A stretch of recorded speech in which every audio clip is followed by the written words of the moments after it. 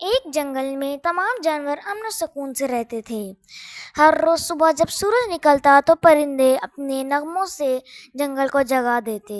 ہاتھی، بندر، خرگوش اور ہرن سب مل کر پانی کے چشمے پر جمع ہوتے اور ہنسی مذاق کرتے۔ ایک دن جنگل میں شیر آیا۔ سب جانور ڈر سے سہم گئے۔ شیر کو دیکھتے ہی ہرن بھاگنے لگا، خرگوش جھاڑیوں میں چھپ گئے اور بندر درختوں پر چڑھ گئے۔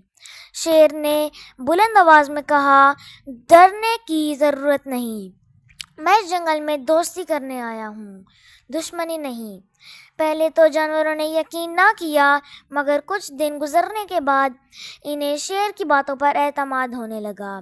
شیر واقعی امن پسند تھا اور کبھی کسی کو نقصان نہیں پہنچاتا تھا۔